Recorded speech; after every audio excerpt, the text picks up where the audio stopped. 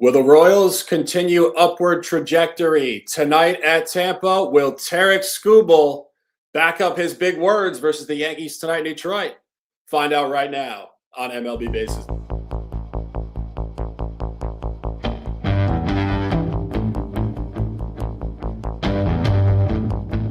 A huge card on slate today. 15-game card. It's us versus the bookies. Bases loaded, high noon. It's going to be a showdown. On a suddenly not so casual Friday, the buy hat is engaged.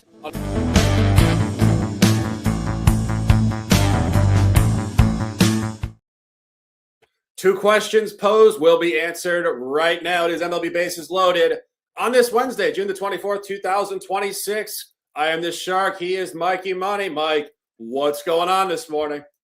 Ready to roll, man. We have ourselves an afternoon card. We have baseball that kicks off in 5 minutes. I've got a play loaded up already, and I think it's going to be a great day. I've got two hammer spots here. The old Holy Hammer's back in play today, and I got two of them for you guys. So stay tuned to Bases Loaded because I think it's going to be a glorious card. We got some double headers. We got some great pitching matchups, and I can't wait to get into the back and forth and figure out how we're going to get to the window with winning tickets, my friend. Yeah, you said you got some ham. I was thinking you were going out to lunch, a little ham sandwich here, but we're not having lunch. We got games going off in about 5 minutes, as Mike said. And if you guys are at lunch yourselves, talk to us in the chat. If you guys are on the West Coast, get your coffee, and we will get straight to business on a suddenly not so casual June the 24th, Wednesday afternoon of 2026. As we said, game going off in a few minutes. We're going straight to the streets of Miami here. Rangers at Marlins. Game 3 of this series, getaway game.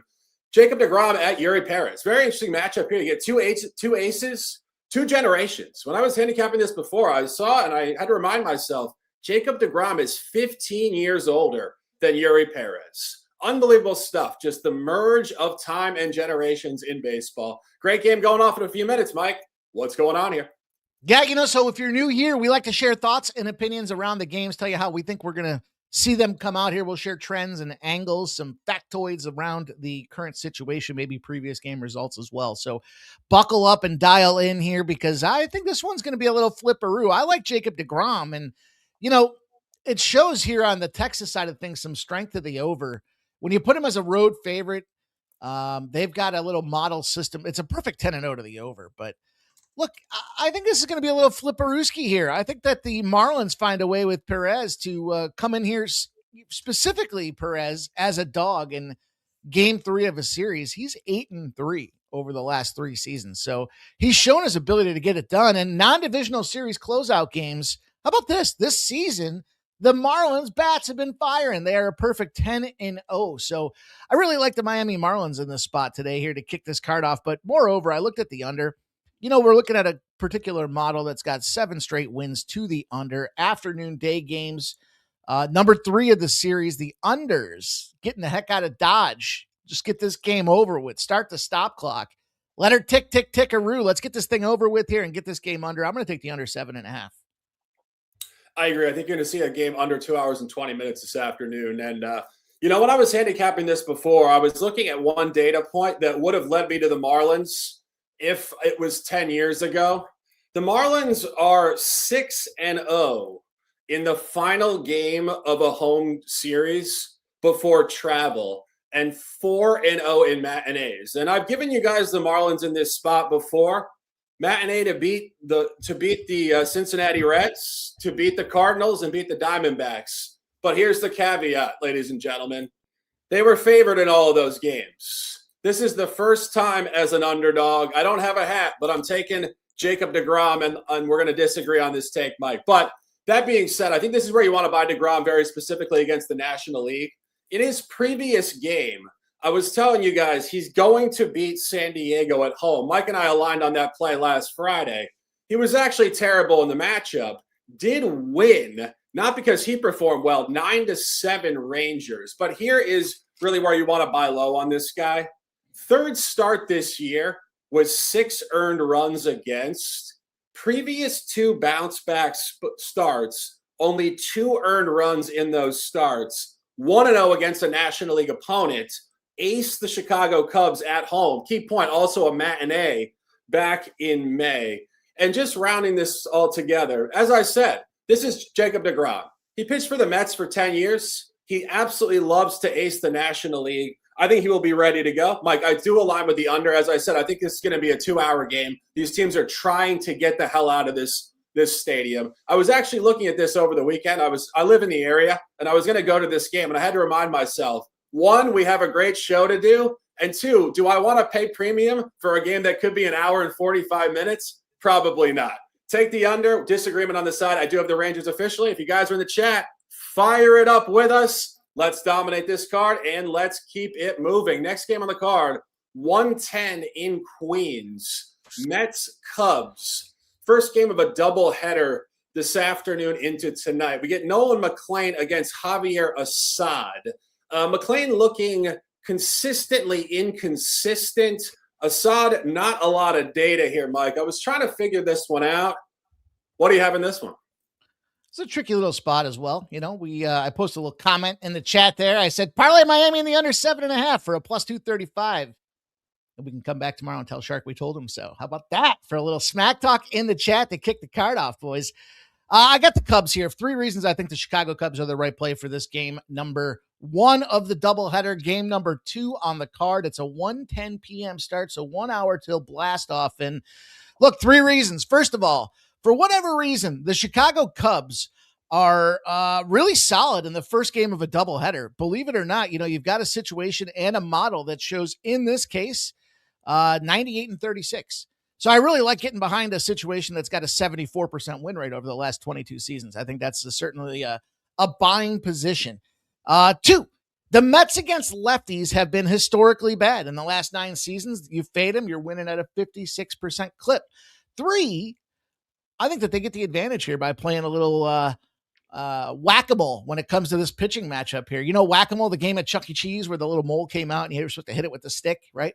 Like, that's kind of what's going on here is you don't know where it's coming. You don't know what's happening out there from a pitching perspective. So I think they're playing a little bit of chess when it comes to this lineup here to try to get this advantage in game number 1. Assad, he is S. There's no question about that. But at plus 102, I'll take plus money and try to extract this game here from a Cubs perspective, just knowing that lefty factor in itself. You know, the Mets are 10-0 to the over when they're playing non-divisional home dogs. So you got to respect that. These games fly over the total, but I still think this is going to be, and that kind of makes sense when you think about Assad, but I think we see some runs. I think the Chicago Cubbies put belt to bottom. Yeah, I wououldn't disagree. At 10-0, I think you're going to make it 11-0. My best play, my top play in this game, official play, we're taking the over at 8.5. And I think it's going to be exactly what Mike said. Mike, we're talking some good words here on a Wednesday. Javier Assad, he is ass. You're right. And I think McLean could struggle in this matchup. McLean actually did face off against the Cubs last year in September on the road at Wrigley. You talk about some of these final stat lines for pitchers that kind of go 2 ways between peak efficiency while also not being very good. He had 11 Ks in the matchup, but 5 earned runs and gave up 2 home runs to Suzuki and Swanson. And I think this is just what you're going to see here. I think this guy has A-list stuff. His spin is absolutely out of this world. His sequencing is also genius, but he finds himself struggling in these spots. And if we're being just direct to this matchup, this is an unplanned game here. This doubleheader, he didn't know who he's facing off against until about an hour ago. I thought they were going to throw Shota Imanaga. And speaking of that, Assad, not great to begin with, has to get into this game unprepped. He didn't know he was pitching overnight. So I think this is a very uncomfortable spot for both pitchers in this matchup. I do think the Cubs win this game, Mike. I do not disagree with that, but I do see the over. I think you're going to see a lot of runs here. People in New York are bored. The Yankees the Knicks just won the championship. It's a little flat. The Mets media is talking a lot of trash. Guys, get over to Citi Field. Have a hot dog. Have some beers. Watch the Cubs beat down 10-8 this afternoon. Let's cash both, and let's keep it moving. Next game on the card. I would add one piece to that, though. I do think that Assad knew he was starting game number 1. I just don't think they told the rest of the world until they released the final card. I don't think they sat there with Assad letting him sleep in this morning and then surprised him. Hey, here's your 9 a.m. wake up call and 10 a.m. Oh, by the way, you're starting today. I think he went to bed knowing damn well he's starting. I think he got a full rest. I think he's ready to go. That routine is super important for these pitchers. It's just the rest of the world didn't find out until, after the fact here. And that's why I think the number opened up as short as it did with regards to that. But one last thing I'll add here. Absolutely final point, as my guy Shark likes to say, the Mets to lose the NL teams as dogs. The Mets do like to lose against the National League. You talked about that with the Rangers and the Marlins game here. How about this? The Mets 1-16 in those positions. So tricky, dicey little spot there. And I think the Cubs are going to get her done. We'll see. Yeah, no, I don't disagree in terms. I don't think that they told him about 20 minutes ago and he had to ramp up his arm in about a half an hour. But due to the rainouts, we talked about this yesterday. The Cubs had back-to-back rainouts. It seems like the entire team is kind of off grid. And we saw it yesterday, a really high inflated total where we suggested the pitchers would be very uncomfortable. When you have rainouts across the board, everybody's kind of off grid and you will see more runs. So take the over, guys. Let's cash and let's keep it moving. Next game on the card, 210. In Chicago, Southside Rate Field here, closing up a series this afternoon. Guardians, White Sox, first series of the year. Mike actually asked me 2 days ago, he said, Shark, what do you think is going to be the final result of this series? And I said, I think the White Sox win 2 out of 3. Well, the White Sox have won 2. That would mean the Guardians have to win this afternoon. Mike, can they do it? Good question. Now I have the privy of doing some production for the Sports Money Network here, and in fact, most of it. And as exciting as that sounds, I did get to see the Gambler's First Glance. The video is released out there for you guys, so I won't spoiler alert that for you. But I will tell you that from my perspective here, the question is not if, it's when is Bybee going to find himself back in victory lane out there. And right now, you've got 52% of the bets and 53% of the cash on the Guardians. I think this is maybe the old bookie head fake of the day, because you look at this number, it's come down 8 cents on the Guardians. It's gone from minus 116 to minus 108. Flip side of things, you look at that and say, okay, well, maybe that's not the best sign. That's not the best thing that we got going on out there. What's coming down, it's kind of going against them. But then you look at the White Sox and it's correlated. It's gone 9 cents against the White Sox. It went from minus 105 to plus 104. So the bookies are playing some games with your head, and I think they're concerned that Bybee does find himself a win. Now, we go from the speculative situation to some data here. The art maybe tells you, I think the head fake's going on out here. The science will tell you that game 3, they lost the last matchup as a favorite by a run. Those teams fire back. They're 64% win over the last 18 seasons. So I try to find a long stretch of time, not just, there's some trends where we look at it and say, okay, what are they doing right now? That's more of a streak when it kind of comes to the current season. But when we can pull the curtain back and see historically over the last 15 years, when the Guardians are on a 3-game winning streak or 3-game losing streak, they fire back. They're winning at 80%. They do not prolong losses, losing streaks, and then some. They're hitting very well this season. If you want to look at streaks, it just comes in batches. Bybee against the division is 29-9 over his last 3 seasons. So I'm going to take this Cleveland Guardians team. I'm going to take this minus 108. I'm going to take Bybee to beat up on Murphy. How about that? Yeah, Mike, make it 30-9. The buy hat is engaged. Absolutely love this play. And I said it. I'll say it again. Here's your Cleveland win. 2-1 White Sox. White Sox got them the first 2 games, but let's actually unpack that. Were those convincing wins? No. Last night, the White Sox won the game 2-1 in an under. Messick pitched well. So did our guy Burke. The White Sox only had 3 hits in the game. I'm unimpressed. And the previous night, they needed a walk-off in the bottom of the 9th. 2-run single by our guy Sam Antonacci. So bottom line, they won 2 coin flips. This is where it pulls the other direction.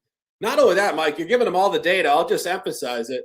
Tanner Bybee was 0-9 straight up between March 31st and May 15th. This guy is slated the number 2 pitcher in the rotation for the Guardians, right behind Gavin Williams. They actually have him ahead of Parker Messick. So your number 2 pitcher is not supposed to go 0-9. When he does, he's supposed to sustainably improve, which he is. 3-3 last 6, 2-1 last 3. And within this divisional matchup, Bybee was actually 3-0 against the White Sox last year. Last matchup back in the fall, he threw a complete game shutout against Martin Perez, 10 Ks in the game. It's an absolutely fantastic handicap. And final point on this, I think the White Sox are just too hot. They're 11-1 in the division at home. As I said, a couple coin flips, and Cleveland is 1-0 this year, trying to avoid a sweep if played on the road. They did catch a 4-2 win at Milwaukee in this spot. Absolutely elite handicap. The buy hat is engaged. Full alignment across the board, I believe, of the Sports Money Network. Take it and let's cash. Keeping it moving down the line here. More afternoon baseball. Going back out to Colorado this afternoon. Red Sox Rockies closing up a series before a big weekend series for the Red Sox. If there was ever a trap, perhaps it might be here. Mike, what's going on here? Well, you guys know the deal. I've told you before, I've been cashing like crazy on the unders here at Coors, and I don't see any reason not to go back to it. You know, you look at these two spots and these two teams, the Red Sox should beat the snot out of them, of course. Don't want to back the Red Sox bats to do anything they're supposed to do. They are 14-2, by the way. If they won by 3 or more runs and they're in the road favorite role, like a beefy road favorite, right? Like the books are looking at it, telling you they're going to win. They do win. They're 14-2 in those spots. So I guess from that degree, you can kind of count on it a little bit. The thing for me is this feels a little bit like that Dodgers and Minnesota game the other day. You kind of got two struggling pitchers to some degree, and you put them out there on the bump, and then what happens? Well, their numbers show that they should go under. How about this? Kyle Freeland, as much as this guy might be sus, he's got a 61% under rate when the total is less than 13.5. So as long as they're not expecting monster numbers, you want to see the corollary? Ranger Suarez, put him as a road favorite after a win. He's 16-4 to the under. So I'll take the under 11 in this game, and I'll sit back and look to cash yet another under at Coors Field. I'm going with the Rockies, guys. I think this is where the Rockies catch the Red Sox napping, and you're getting a really nice figure here at plus 156. When I was capping this before, I really was struck by how awful of a spot this is for the Red Sox. This is the final game of a 6-game road trip. They played 3 at Seattle. They're playing 3 at Colorado. They won last night. Sonny Gray shoved. Now you get this funky matinee. It's going to be 12 o'clock in the afternoon, 1 o'clock at Coors Field. It's the first Wednesday of the summer. And they get on a plane after this game and fly home to Boston to play a 4-game weekend series in the division against the New York Yankees. It's not convenient by any stretch. And that series does not start Friday. It starts tomorrow. So you talk about a look ahead, a get out of town game. It's really an awful spot. Cam Schlittler on the bump at Conley early tomorrow night at Fenway. Suarez has been great on the road, but more specifically in the division, 2 divisional road starts, only 1 earned run in 14 1/3 innings pitched. You go on the road, slightly more pedestrian, 23 hits, 12 walks, 9 earned runs in 26 1/3. And interestingly enough, he did just ace the Mariners in that previous series over the weekend. This is the first time all year Suarez is pitching back-to-back road games. Every other road start has been a one-off. So I think we're going to see a new environment for this guy. And speaking on Freeland very briefly, as we said when we opened up this conversation on Monday, these teams play 3 games a year. So we don't have a lot of information. Out of the 6 pitchers to start this series, this is the only one that features a pitcher that actually faced off against the opponent last year. Freeland actually did pitch at Boston last July and take a 10-2 loss, but he was very good in the game himself. Only 3 earned runs in 5 2/3. He will be locked in. And final point on this in terms of fading the Red Sox, the only other time this year the Red Sox finished a road series at a Western opponent, they did take a loss in a matinee on a Wednesday at Houston with Garrett Crochet on the bump, also a lefty ace. And that was a look ahead to their home opener that Friday. Look ahead to the Yankees, look ahead to their home opener. Ultimately a very similar spot. I think the Rockies win the game. Take the Rockies and let's cash. Mike, any further comments or keeping it moving? If I get another phone call from this spam network, I'm going to answer it live on air, and you guys are probably going to laugh your asses off here. I've gotten about 32 phone calls this morning between the 8:50 a.m. and now, and they're just rapid fire like every 5 minutes. So I keep blocking them, boys, but if it calls again, you're going to have yourselves a good chuckle. Stay tuned. They're probably trying to put in some Red Sox action, and we're telling them, do not do it, guys. and we'll keep it moving. Final matinee game of the card. We're going back out west. Angels hosting the Orioles. Trey Gibson at Jose Soriano. We tried to buy the Orioles last night. It did not come through. I was actually pretty disgusted by that effort. I thought we really had the handicap nailed. We told you Ryan Johnson had not looked very good. We thought Shane Baz would shove. It pretty much went the polar opposite direction. We come back here. We get a getaway game, Mike. Can the Orioles bounce back? This game made me want to throw up. I'll tell you, you want to talk about missing on that Orioles mark last night. There's a couple of things that really stuck for me. One, it was a late game, which meant there was, kind of compound action on it. Also, it was the last leg of a 9-leg parlay. It was a 5-digit change-a-roo for me with the Orioles. And there was even an opportunity for me to cash out. Still, I would have picked up low 4 digits with that parlay, but I was like, they're only down 2-0. They'll find a way to fight back. And then it was 4-0. And then they gave me a little hope at 4-1. And then it was just, there goes literally 5 digits. But I mean, who the hell cashes parlays that are almost 10 legs long? And it's been one of them spots for me that almost got there. So I'm sickened by this whole equation. I really had a tough time finding, heads or tails of this game here. I thought that they were punting on the Baltimore spot with the Angels as well. So I really liked it yesterday. I'm looking at it today and I think that probably the best way to go is the under. If they played a game as a dog, the previous spot, the Angels fire back in the favorite role to the under. So probably showing that, it's the exact opposite of what I expected. They're not punting, they're firing. And right now you can catch an under 9.5. So I think that's the best way to go with this Baltimore Angels game. Yeah, tough game for me. I actually just posted the over, Mike, so we disagree here. What I'm looking at here is just a buy low in the market. Ultimately, the previous 2 games were complete duds. 2 nights ago, we saw Kyle Bradish have his best start of the year, 6-1 under. And last night, as we mentioned, the Orioles bats were just dead for inexplicably 5-1. Keep one on the line. It's actually opened up at 9.5. The previous 2 games were 9. So I just defer to the books here. Why do we have 2 unders on 9s and it's opened up to 9.5? Probably for good reason. This starting pitching matchup. Jose Soriano is capped in the market. He's looked far worse in recent history. And this guy, Trey Gibson, is really just a gas can. There's no way around it. He's 2-0 to the road over, 11-3 at the Yankees, 6-5 last week at the Dodgers, 17 earned runs in 26 1/3 innings pitched on the road. This guy's not supposed to be in the rotation. He's only in there because of injuries to Dean Kramer and Chris Bassett. I think you're going to see a lot of runs. Slight disagreement here, but I do think getaway game. Baltimore does travel after this game going home for a weekend series cross-county in the D.C. area against the Nats. I think Soriano will struggle. Gibson, almost a mortal lock to struggle. Take the over. Mike likes the under, and we will keep it moving. That's it for the afternoon games. Now we go to the evening games. Going back to Tampa Bay tonight. Game 3 of this series, Royals at Rays. Griffin Jacks against Noah Cameron. Royals really kind of laying bell to ass, Mike, in this series. You saw it last night with emphasis. I gave a little breakdown yesterday as to why the Royals are a buy team. Mike, can they continue tonight?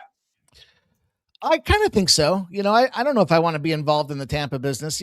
Game 3 at home to avoid the sweep. We kind of talk about, like, a lot of people will just blindly say this team's trying to avoid the sweep. I mean, blindly, yeah. Teams trying to avoid the sweep in Game 3 are winning at 63% over the last 16 seasons. So you got to give it some credibility. But the problem is it's like 6-4, and that's exactly what it is over its last 10 is 6-4. So is there enough meat on the bone there to kind of feast and survive? Home teams, that changes things a little bit here. They're still winning at about a 61% rate. So they are very difficult to beat out there in that perspective. But I think the better option here, again, is to look for a lower total in a spot where both teams are, potentially putting some pitching matchups out there. I think we see a situation where we have a little bounce back from Cameron. He's been kind of off the mark a little bit. Griffin Jacks with his 3.67, that's fine too. But, I think that regardless of whether they play tomorrow or not, this team's trying to avoid getting swept through Game 3. And that's where the data lives. And so I'll say that Tampa probably does fire back, but I'm going to go to the under. Yeah, I'm staying the course with the conversation from yesterday. And I said it last week. I'll say it again. These bros are royal. We're taking the Royals here at a nice plus 138. And ultimately, what I said yesterday, I think pertains to this conversation going forward for the rest of the year. What I said yesterday, I said I think the Rays are going to lose 60% down the road. They certainly showed out in that direction yesterday, getting absolutely clobbered 12-5. Uncompetitive, if we're being honest. They weren't competitive in the first game either, only scoring 1 run against Michael Wacha. And now you get Cameron. And you look at Cameron, he kind of coincides directly alongside the Kansas City conversation of upward movement. Cameron started 0-5 on the road. He looked horrible. He's 1-0 in his last one. And since May 1st on the road, 19 innings pitched, only 4 earned runs. And you go to this matchup last year, Cameron early season did pitch a game at Tampa Bay. He pitched great, 0 earned runs against this lineup in 6 1/3, caught a 3-0 win against Drew Rasmussen. And you talk about the line. Last year, the Rays were laying 175 in this matchup. It's bumping down 30 points. And Griffin Jax, as we've talked about numerous times, converted reliever. He's looked decent. I'm not overly impressed by this guy. I think that this is really where you keep going on the upward momentum for the Kansas City Royals here. The buy hat is engaged. Take it and let's cash. Keeping it moving down the line here. More evening baseball. Going back to Detroit. Yankees, Tigers, another one. You talk about an intriguing matchup here tonight. We've been talking about this one all week. Skubal on the trade block, and the Yankees are number 1 on the list, it appears. Mike, this is a big-time game. Is this a tryout for Skubal, do you think? I don't know. I don't want to be involved in weathers. This price tag shows you it should be a Skubal spot. I just still can't believe how quickly he came back from kind of getting ragtagged. And I found this game super hard.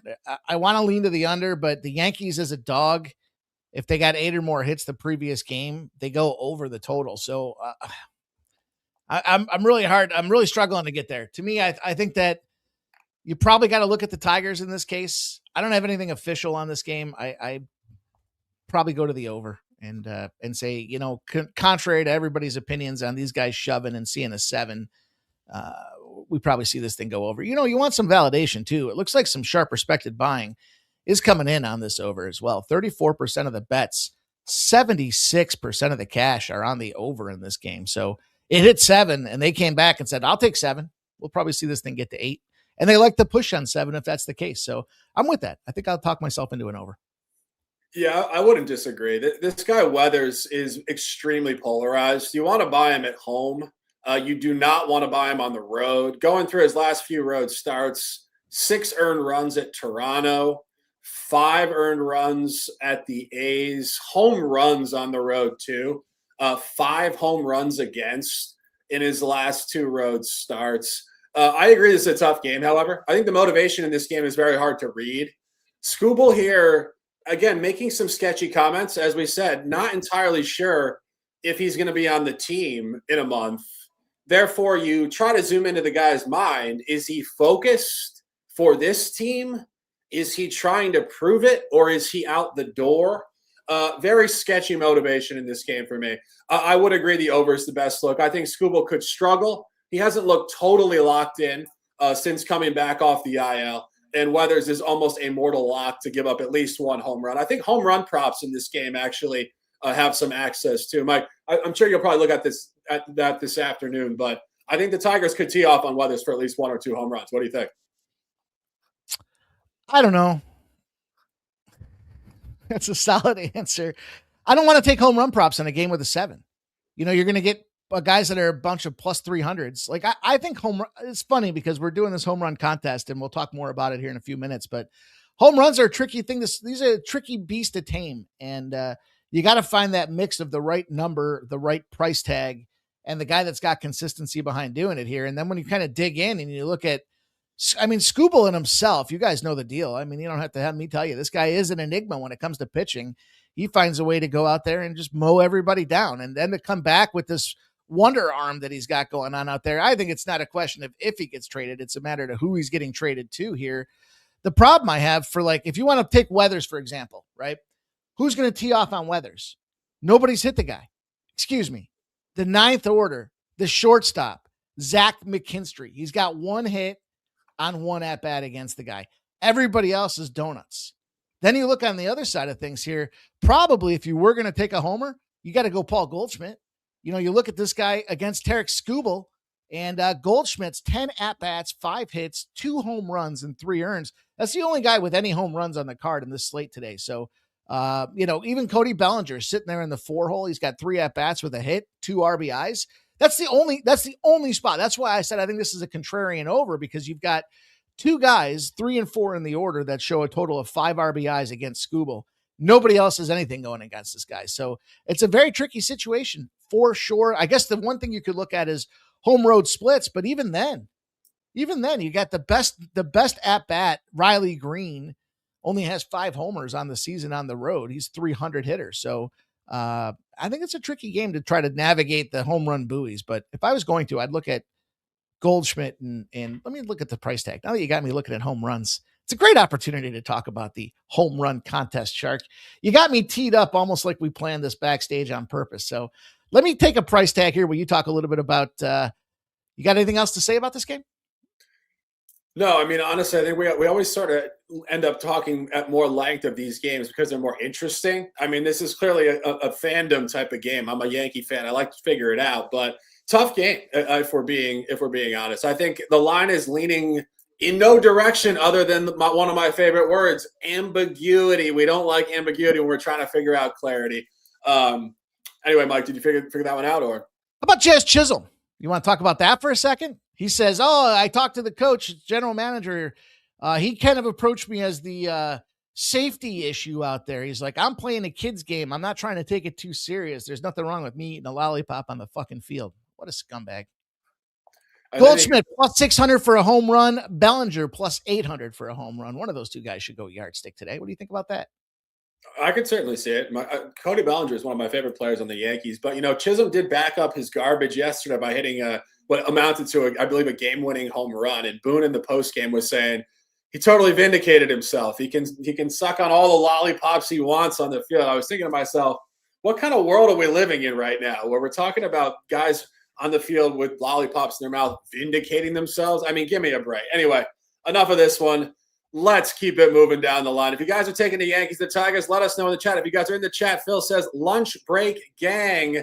That's what I'm talking about, guys. Get it, lunch, hang out with us, talk to us. Let's hang out and enjoy some afternoon baseball. Mike, any further comments? Yeah, let me pop this little promo video, guys. Get excited. It starts tomorrow. All the information you need is right here. It's the Home Run Derby here on the Sports Money Network. You guys excited to bring you the first of its kind contest here on the Sports Money Network with prizes and giveaways galore, courtesy of the Sports Money Network.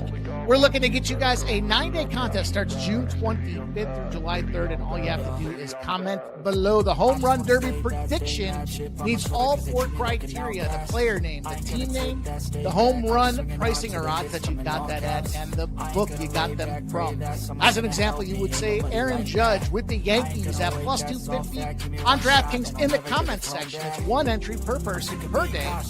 Must include all 4 components out there of the entry that counts. And you come back daily. We'll give you guys updates as the contest progresses. I think you have what it takes to win the Home Run Derby. Comment below, and let's cash together with the Sports Money Network. I'm like an addict. I got it. How about that, Shark? We got a little Home Run Derby contest going on here for the Sports Money Network starting tomorrow. Funny that it was fitting. It's on the New York Yankees. What do you think about that? Yeah, I felt like I was in the nightclub listening to that for a second. I was like, I had to center myself back into the show here. But no, I love it. If you guys want to get involved with that, please do. And let's keep it moving down the line. Next game on the card, going back to Pittsburgh, game 2 of this series, interleague baseball, Mariners, Pirates, Woo at Ashcraft in this matchup tonight. Last night we got it right. We told you guys the Mariners would win. We didn't get the total right, but it was honestly a very funky box score. There was about 25 to 27 runners on base in the game last night, and somehow only 5 got across the plate. Like, I was looking at our chat, and somebody had said, you never taken over in that game, and this and that, and a lot of peripheral stuff. And it just centered me on something I always think about is the final score doesn't always tell you the story of what happened within the game. I mean, 27 runners should get more than 5. That all being said, Mike, what do you think about this one tonight? Yeah, everybody knows Brian Woo's the guy, right? But what they don't know is he's not the guy on the road, and that's where I want to focus in on this thing here with Pittsburgh. Yeah, it was a disappointing spot. I expect they're going to want to bounce back out there. Pittsburgh does fire bombs against pitchers that have a sub 3.4 ERA. I'm sorry, Seattle. When you look at it, 54 and 34. Guess what? The last 2 seasons, that's a 62% win rate against pitchers like Ashcraft. And sometimes Ashcraft is showing his ass crack when it comes down to it, but I think this is a Pittsburgh spot for them to get healthy. You fade the Mariners if they take a tight win. If they win by less than 4 runs over the last 21 years, you got a 63% win rate out there as well. So I think in this case here, you look at Brian Woo and you figure out that this guy's 1-5 on the road. He's got a 5.93 ERA. I mean, look, overall, he's got a 3.94. He shoves at home. He gets shoved on the road. And I think Pittsburgh, just kind of one of them little swanky towns where there ain't shit going on out there. It's like, I can't wait to leave. Ashcraft against interleague rivals, 3-0 on the season. So not a ton of data there, but that's called a streak, my friends. And I think the streak continues here again. You take Pittsburgh Pirates, you take a nice little price tag for these guys as the home favorites to bounce back. Oh, yeah, I agree. The buy hat is engaged. We are back in action. Mike's calling Pittsburgh a swanky town. Kelly, can you confirm? Is it swanky? Hopefully it is tonight for the home team. But no, it's a great handicap. Mike, you're talking about it. Just a couple points to emphasize. Those games against interleague opponents for Ashcraft, 2 at home, both absolutely dominant. 9-3 win versus the Twins. He was in complete control of the game, 11 strikeouts in 6 innings. And in a game against Baltimore as a small favorite right in this line range, just again, completely dominant. 1 earned run, 8 strikeouts in 6 innings. I think he's going to shove. I think this could be absolute margin. I actually posted on Twitter before, I should say X before the run line. You can take the run line in this game, -1.5 and get almost 2-1, plus 175. And Mike, as you said, you do not want to back Brian Woo on the road. This guy is from California. He's from Oakland. He pitches in Seattle, obviously. But you go through these road starts out of the division. Just in recent history, we have 3. At Kansas City, he didn't make it out of the 5th inning, 4 earned runs, 8-6 margin loss. At Detroit, 7-3. Notice again here, margin loss, 5 earned runs, 9 hits, runners on base throughout the entire window. And his most recent start at Baltimore on the road, 7-5, yet another margin loss, 7 earned runs, 2 home runs against in 5 innings pitched. This guy really is one of the most transparent pitchers in baseball right now. You purely buy him at home in the Pacific Northwest. He is a genius. And you sell him on the road. He does not like to travel. That is it for this one, guys. This is a big-time handicap.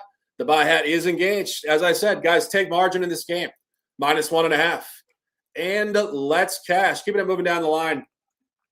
Divisional baseball tonight. I feel like we've been talking out-of-division baseball for quite a while on this card. We're getting a divisional game here. Phillies-Nats, game 3 of this series. Aaron Nola at Miles Mikolas. Talk about the craziness of baseball. The game last night really hit a peak point for that. 8 runs by the Phillies in the top of the 9th inning, all starting with no runners on base and 2 outs. One of those games where you thought it was over. You look back and you thought you saw the wrong score. I mean, it was that insane. That all being said, we get to do it again tonight, Mike. What's going on here? What did I tell you to start this series? Does anybody recall what I said? Watch out for them Phils on the road. Everyone knows they stink on the road. They can't hit. And I said, what do we see in that Saturday matchup? Little bit of ignition and go. I told you guys way back in the Mattingly spot out there, Shark. I remember you were talking about some family, process in there. And I said, he didn't want to take the job, but now he's taking the job and he's stepped up and he's owning the job. He wasn't their first choice. But he's working on rounding out this team and implementing different facets of baseball that just haven't, it's been a boom or bust town for this Phillies. And he wants to round it out with bunting. He wants to show them how to go out there and play defensive oriented baseball and not just put up a smothering of runs. But now we're seeing Saturday they did that. They came back, and then you look at yesterday. I'm not surprised. It's just a matter of time before these guys start to fire. And you talk about 162, the pendulum swings back to the middle. It's not about being due. It's about math, science. The way that this thing works is you don't have a bad baseball team. So when they're hitting sub 250 on the road, and I mean winning wise, right? If they're under a 250 winning percentage, they're winning 1 out of every 4 games on the road. That's due to go back to 2-2. So reality shows this is one of those spots where you jump in. This team is red hot right now. You take these Philadelphia Phillies, not to mention favored teams on the road against the Nationals continue to stomp and smack. They're winning at 65%. Now let's take a look at Mikolas. The guy's terrible. I mean, look at, 6 games, way under the K to innings pitched ratio because he gets touched. Yesterday, I told you guys this is going to be a team total over for the Philly spot. Boy, that was with ease. Today, I think you take the Phillies and you take this over 9.5. Probably look at the Phillies team total over again as well here. Nola might get whacked a little bit, but Phillies are going to get his back and they're going to find a way to get this win. I agree with one point. I disagree with the other. I think Aaron Nola gets whacked, and I don't think the Phillies win due to him getting whacked in the game. Taking Washington in this game. And, when I'm looking at this matchup, this is the 6th game this year between these teams in the division. As I said last night, this is just a really tight matchup right now. Philadelphia is 3-2. Their 3 wins have come by either 1 run or the craziness of last night's comeback. And, you look at that last night, scoring 8 runs, 10 straight runners reaching base with 2 outs and nobody on. We're talking about really high-level statistical outliers here. It wasn't a dominant performance by any means. And, not taking anything away from their lineup, but you look at the line. They were favored in the game last night about 175. This moves down 40 points. And we go back to the Nola angle. I have written down here, Nola does not like pitching in Washington, D.C. Aaron, talk to me. I don't know what it is, dude. He's from Louisiana. He pitches in Philly. Maybe it's just the government. Maybe there's a lot of red tape, the hotels. I don't know. I don't know what it is. But last year in Washington, 2 starts, 8 innings pitched, 11 earned runs, throwing batting practice crossed with home run derby in this stadium. That's why your line is high. Nola's going to get rocked. And Mikolas, for all of his struggles, did actually have a good start last year against Philadelphia while pitching for St. Louis. Only 3 earned runs in 5 innings pitched. Final point on this, Mikolas is coming off a terrible start. 5 earned runs, 2 home runs against in his previous start. In the last month and a half, he's had 3 starts with 4+ earned runs and 2 home runs against. The previous 2 bounce back starts, he was great. 10 innings pitched, 0 earned runs, 0 home runs. This guy's been around for a while. Mike, we talk about this all the time. Guys don't get this deep into their career unless they're professionals. He's not fantastic, but he does know how to bounce back. I think the Nats get him tonight. Disagreement in this game. Any further comments, Mike, or keeping it moving? Yeah, I think this line's not 9.5 because everybody's hitting over 300. I mean, that's what's going on here. You look at James Woods at 273. Okay, he's not there. Garcia, Abrams, Cruz, Jacob Young, Nasim Nunez, whoever the fuck that guy is, he's hitting 500 against Nola. And then you look on the Mikolas side, and Trey Turner, Bryce Harper, Brandon Marsh, Alec Baum are all hitting 350 plus. The only guy that's not pulling his weight is Kyle Schwarber. I'm not surprised, and it's not a statistical outlier what they did yesterday, because you look at what they did in the 3rd inning on Saturday. This team is built to fuck, and they're going to fuck all over this Washington Nationals team today. We will see. I wish we were in Philly. We could go down to Xfinity and hang out and shoot some dice, maybe hit the park, bet some horses with Razor at parks, spend some time in the card room. We get lit up for this game tonight. I'm only talking about the data. I mean, to score 8 runs in that spot is less than 0.01%. That's the definition of an outlier for me. But I don't disagree. They did it 2 times in 3 games. So at what point is it not an outlier and it's just who they are? You can never say a 0.01% spot is not an outlier. That's the definition in the dictionary. something that But is so wildly improbable. but it becomes less than a .01 in the fact that they were struggling on the road so significantly. So that number was due to compress. It was due to index. You know what I mean? Like, I get what you're saying, that it's it's a 0.01%. Like, you're not, that's like getting the lottery, right? You're not going to get you're getting hit by lightning has better odds. I understand that. But when you put it over 162 and you take a team that has struggled on the road with that, that they can't hit on the road, they can't do it, they're just automatic fades on the road. No, they were due, and they are due to find probably another one of those innings today, where they're going to go out there and fire, just because the data shows they have to bounce back with these guys. And probably, 175, that would mean it's a statistical outlier for Schwarber to hit a bomb today. Schwarber probably goes yardstick. Let's see what that price tag is, since we're talking home run derby here. Yeah, no, I mean, I'm just pointing out, I have no bias in this matchup. For 10 straight runners to reach base for any baseball team is an outlier. It's incredibly, incredibly hard to do. So that's my only point. But anyway, we will keep it moving down the line. Next game on the card, we're going back – or no, we're not going back. We're going north of the border. I was going to say we're going back to Queens. That is the next game. We're going north of the border. Astros at Blue Jays, game 3 of this series. Trey Savage against Mike Burrows. Saw this yesterday. We told you guys the game was in the middle of the afternoon. It was before the World Cup. There were going to be a ton of runs. There absolutely were a ton of runs, 9-7 Astros and extras. Game 3, Mike, can they somehow find some pitching quality in this matchup tonight? Man, what a great call yesterday, huh? Afternoon baseball, get the over. Then the VIP members got the Houston Astros in that spot as well. I've got an interesting situation in front of me right now. Here's a what do you do? This is why I wanted to get involved in series betting. To start the series off, I told you guys, I think Houston wins the series. Houston was priced at plus 145, Shark. So I'm very curious, how would you attack this? Because in my opinion, there's really only one way, and I don't know that I agree with it. And that way, to me, with this price tag, is the Jays at minus 1.5, because then you're taking plus money on the other side of things here. And I just don't know that they can get there against Burrows. I mean, listen, statistically, you look at the numbers he's put out there with this 8.5, though, is that suggesting that we see some runs? It's not entirely, Shark, a situation where we've got afternoon baseball. I mean, it's 7:07, right? You talk about the 7:07 in the 6, and that is go time for them boys out there. But I think in this case here, if you're sitting on this futures ticket or the series ticket with the Astros, you can comfortably sit out. I would think that the Astros do find a way to win this game, and I think this price tag is attractive. The problem is minus 1.5 Jays in this case is a casher. This traditional rate for the Toronto Blue Jays, 66% winner here. So probably the prudent thing to do if you're holding on to the series ticket is take the minus 1.5, but I like the Astros, Shark. What would you do in that situation? How would you attack that? Holding on to a Houston Astros plus 145 series ticket, not a future stick, just a series ticket, this series. 1-1 right now. It's split. I would let it ride because I think the Astros could win this game for sure. I think this is not where you want to back you Savage at home. And, it's kind of crazy because we've been talking about this guy as, this meteoric riser last year from minor leagues to World Series in less than 12 months.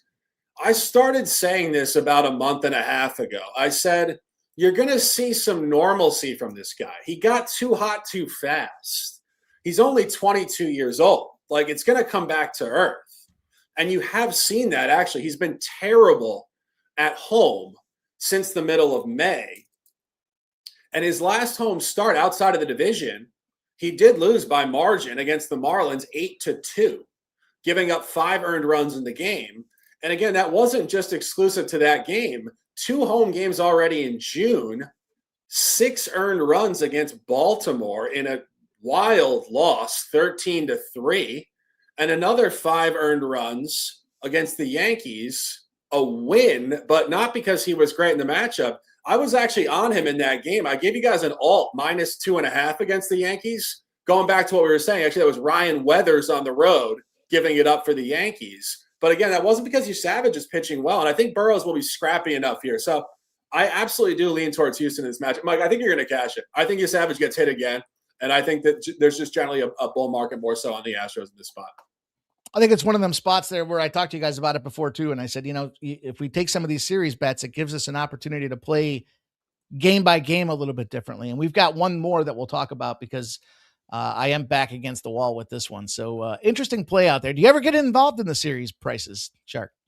No, I haven't actually. Have not.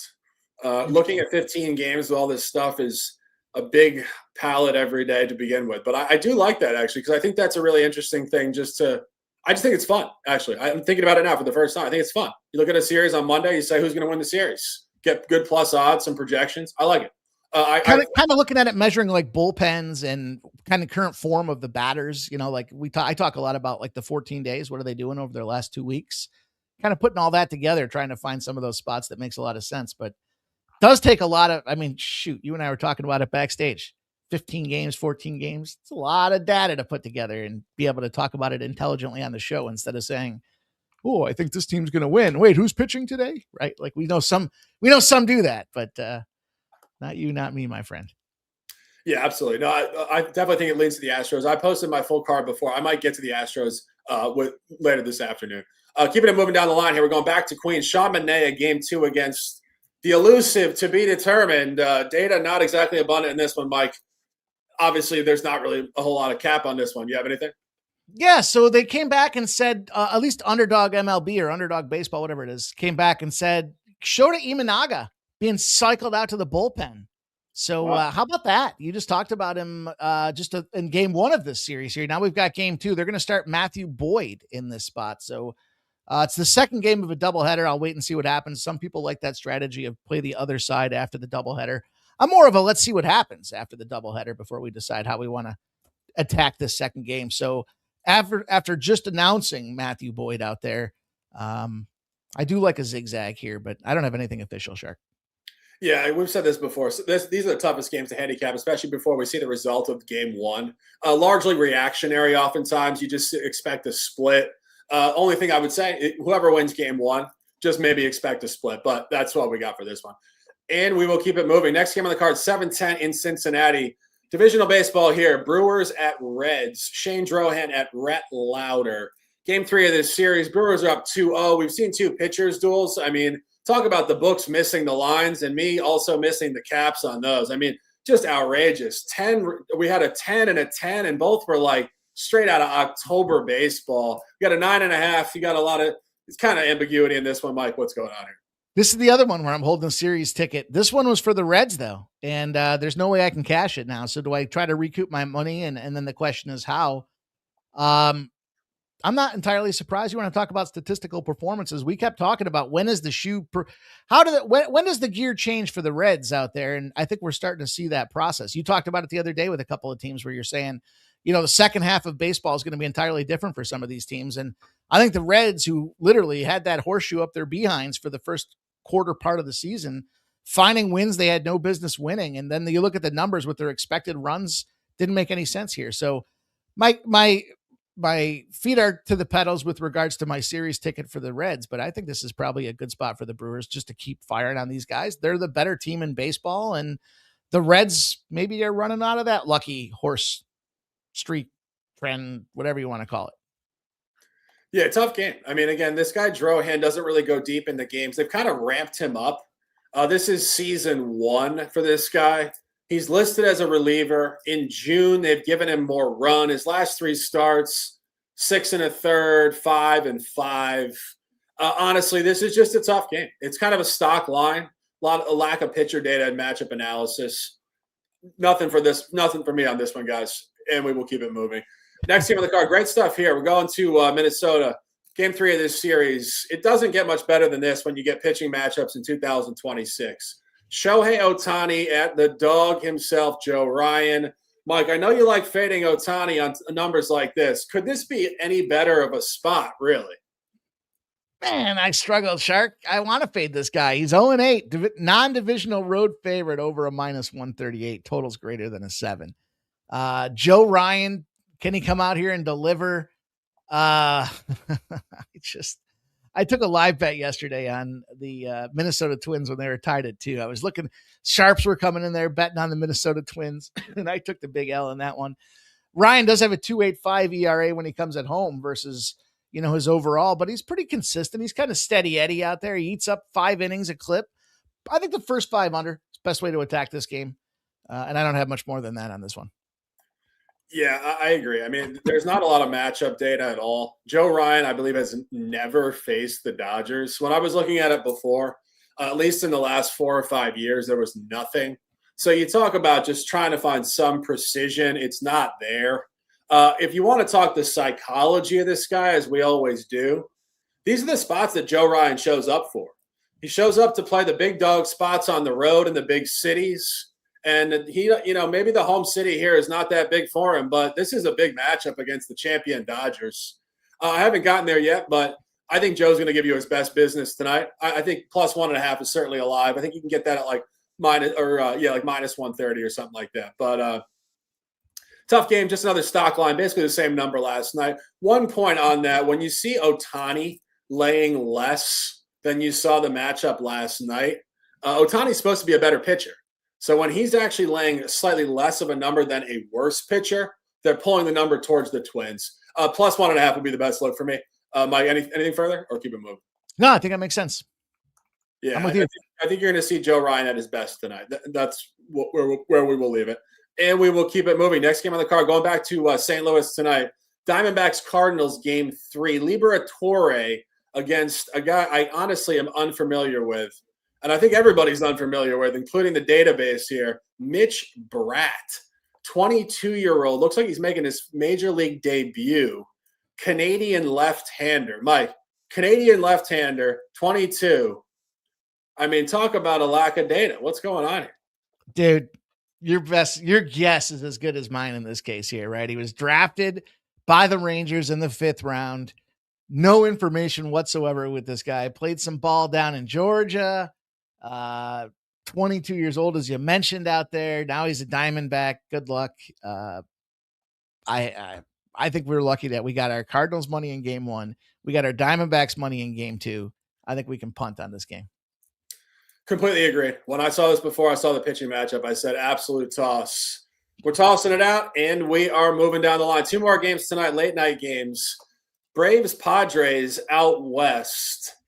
Martin Perez at JP Sears. Mike, I was talking about this actually last year, interestingly enough, with JP Sears. This guy was an ex-Yankee. He's one of these guys that came over yet again, I believe in the Soto trade. The cluster of pitchers, Vasquez, King. Well, so many guys. But Martin Perez on the bump here, Mike. I think the Braves probably push back a little bit. What do you think? Yeah, I think this is one of them spots on the board here. I got a couple of them that I'm just absolutely all over tonight, and Atlanta Braves are one of them for a couple of reasons. JP Sears making a start for the Padres here. Martin comes in here. Martin 8-0. Put him as a road favorite out there, and they're nuking teams by over 3.5 runs. Makes sense when you think about the fact that this Atlanta offense can go boom. They can also go bust at the same time here, but Padres in game 3 of a series tend to go overs. Then you look at the number and you kind of correlate it. I think that sometimes you see these things and you see 8s and 8.5s where we've seen 7 and 7.5s. It's like the books look at some of these SDQL numbers and say, boy, this is definitely going to be an over spot as well. So I think we see runs. I think Atlanta gets the job done. I love the Atlanta Braves in this spot. Best bet. I agree. Definitely collaboration play on this one. It's not exactly a complicated handicap. You get the Braves off 2 losses. They were both really tight. The first one was 1-0. It was Michael King. Last night it was a crazy one with a rookie pitcher. The game got out of line early. There were 9 runs scored combined in the first 3 innings. Eventually they lose by 1 run in extras. And this pitching matchup is heavily leaning towards Perez, as you said. This guy's been great on the road. He's got very, very efficient numbers. He's performing excellently as a road favorite. Last time he was a road favorite outside of the division within the National League, he did catch a margin win right in this line range at Cincinnati, 5-2. And as we said, JP Sears, I'll tell you guys about this guy as an ex-Yankee fan. He's undersized. He doesn't overpower anybody. He has to hit the corners, and it's his first start of the year. So what does that tell you? He's probably not going to be at his most refined point tonight, needing to be basically perfect to limit their bats. I don't expect perfection at all from Sears tonight. Take the Braves and let's cash. Final game of the card, going back out west. Game 2 of this series, Athletics Giants. The Battle of the Bay. Gauge jump at Tyler Mahle. We told you guys last night, Mike and I collabed. I didn't have the hat, but I'm certainly going to buy one soon. A Giants hat. Robbie Ray, I called him the dude. He was the dude. He is the dude. Tonight you get Tyler Mahle against the man himself, Gauge jump. Mike, does it reverse? I want to know when that lid that you and I talked about is coming out here. I'm looking forward to seeing that thing in the sharp colors that they are. So we'll talk about that one later. But yeah, it might be time for a Giants lid. I don't think about that today, though. I think today is a spot where you jump back in on these athletics with Gage Jump. Male himself has just been a shell of himself. They can't win with this guy. They don't score runs. And ultimately, that's where I'm going to take this game, is to the under. You know, surprisingly enough, was Sacramento. We know the situation. We know that they like to go out there and bang the baseball yardstick here, but they are 10-0 to the under, these Athletics. When you put them on the road as a favorite and a total under 9.5, then you look at who they're playing with, San Francisco. And man, yeah, yesterday they won, what was it? 7-5 final out there. Or no, I'm sorry. That's a Molly start as well. Molly's puking up runs all over the place. So I like the under in this game. I like the under. I like the Athletics. Yeah, I agree. Athletics official play for me. What you're looking at here is really this guy Gage Jump, and he is jumping in the early window of his career. This is only his 6th career start. He's already 2-0 on the road. He's only given up 1 earned run on the road in 13 1/3. And honestly, the degree of difficulty, I think, was harder in his first 2 road starts. He had to pitch his first career road game at Wrigley Field, and he threw a complete gem in a 2-1 win. And then he had to pitch a matinee against a divisional opponent in Houston on Sunday afternoon, June 7th. He gave up 0 earned runs into the 7th inning. And you look at this guy, he's 23 years old. He's from California. He went to LSU. He's an SEC product. He's a dog. And Tyler Mahle does not fit that point of the conversation. He's coming off the injured list, which you don't like for a 31-year-old. And the only time this year he was an underdog at home against the American League, he was right in this line range against the New York Yankees on a Saturday back in March, did take a 3-1 loss. And when I was looking at this before, I thought about the line, and I wanted to give you guys this point of conversation before we go to best bets. The Yankees were laying -130 against Mahle in this stadium with Schlittler on the mound. Schlittler is the front runner for the Cy Young in the American League, and the Yankees have the best team in the league.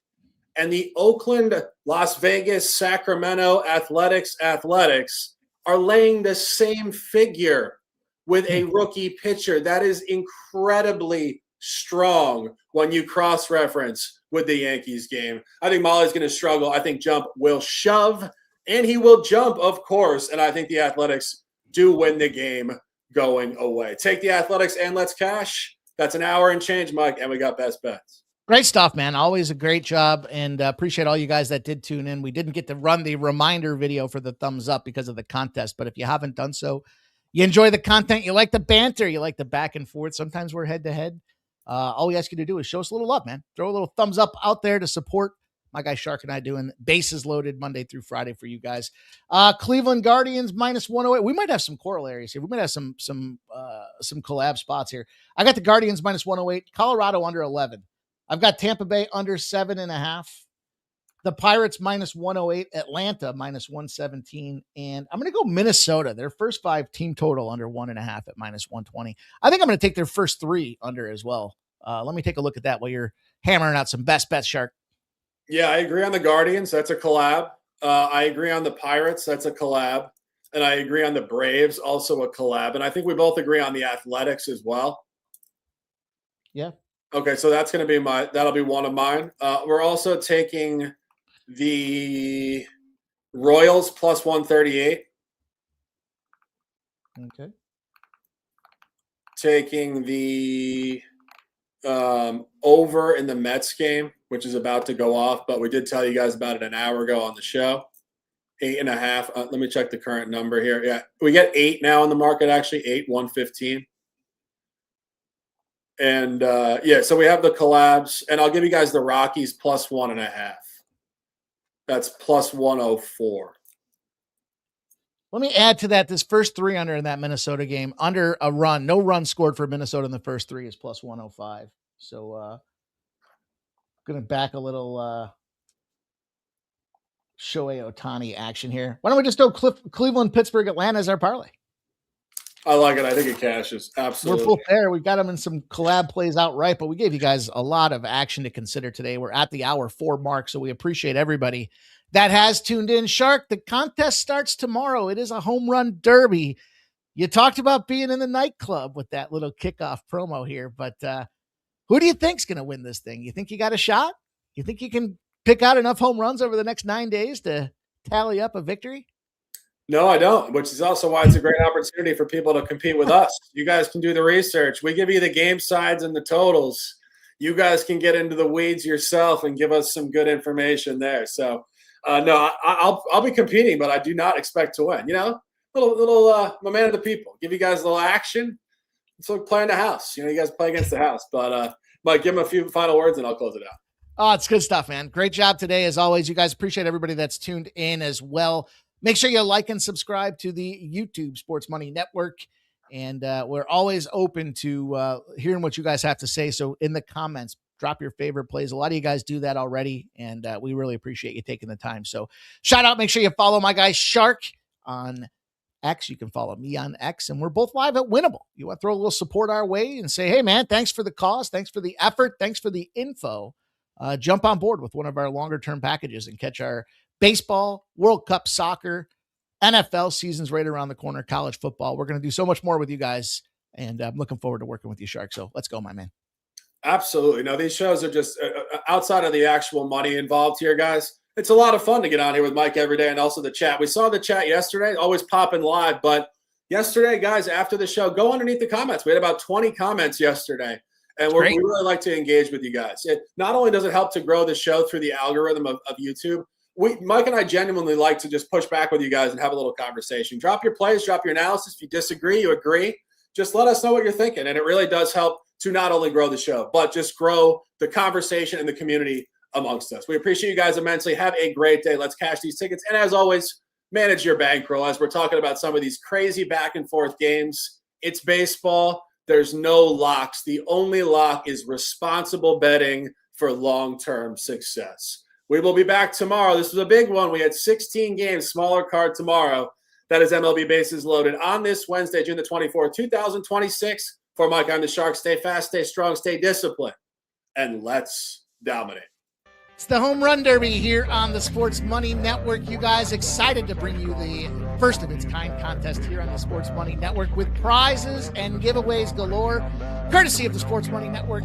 We're looking to get you guys a 9-day contest. Starts June 25th through July 3rd, and all you have to do is comment below. The Home Run Derby prediction needs all 4 criteria: the player name, the team name, the home run pricing or odds that you got that at, and the book you got them from. As an example, you would say Aaron Judge with the Yankees at plus 250 on DraftKings in the comments section. It's 1 entry per person per day. Must include all 4 components out there. The entry limit counts. And you come back daily. We'll give you guys updates as the contest progresses. I think you have what it takes to win the Home Run Derby. Comment below and let's cash together with the Sports Money Network.